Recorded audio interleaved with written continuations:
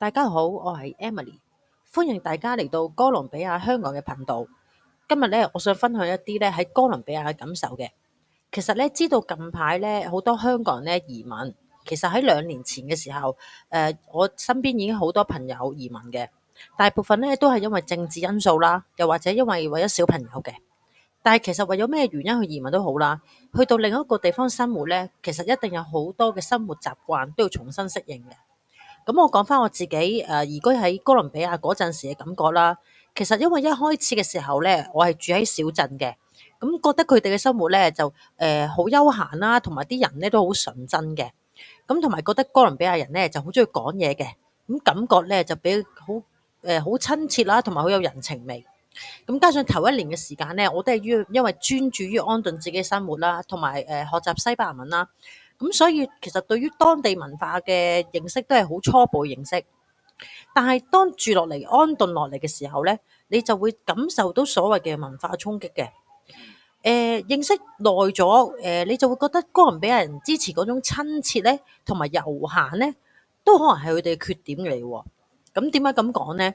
就係因為佢哋嘅生活太過悠閒啦，所以咧佢哋人嘅性格咧都好似覺得冇乜所謂咁樣嘅。就算佢哋真係應承咗你嘅嘢，但係可能第二日已經唔記得咗噶啦。又或者咧把口咧佢會應承你，但係從來都唔會做嘅。又或者咧要三催四請，咁佢先會記得啦，同埋去做嘅。咁講真啦，其實初頭咧，我遇到呢種情況，其實我係好勞氣嘅。因為香港雖然都有呢類人啊，但係哥倫比亞人嘅人情度啊，簡直係用神級嚟形容噶。加上咧，佢哋做嘢咧係唔可以一心二用嘅，做嘢速度咧亦都好慢啦。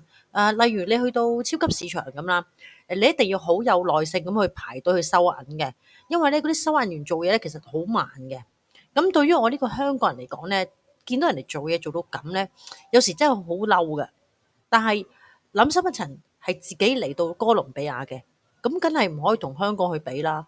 咁各處鄉村各處例啊嘛。咁如果去到人哋嘅地方，就會入鄉隨俗。就算啦，你做唔到入鄉隨俗，咁最少都要尊重當地人或者尊重當地文化啦。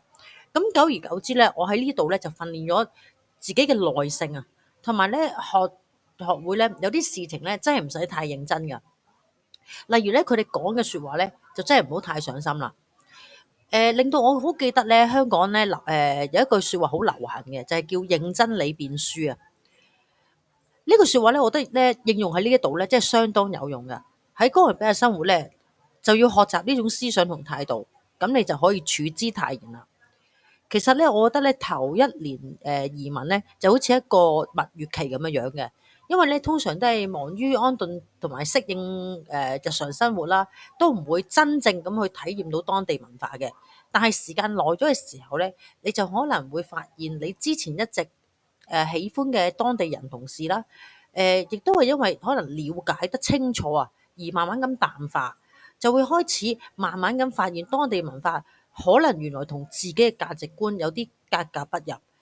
所以咧，如果要決定堅定堅持留落嚟嘅話咧，就要學習點樣去磨合啦、包容同埋堅持。仲有一樣嘢就係要改變自己嘅心態，因為只有改變自己嘅心態咧，先可以將你嘅路走得更加遠。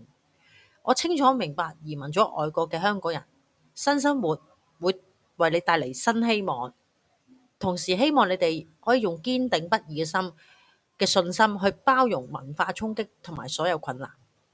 因為包容同堅持先可以令新生活更加添上色彩，亦都可以更快令到你適應你嘅新生活。今日分享到呢一度，希望你哋可以留言啦、點讚啦同訂閱嘅。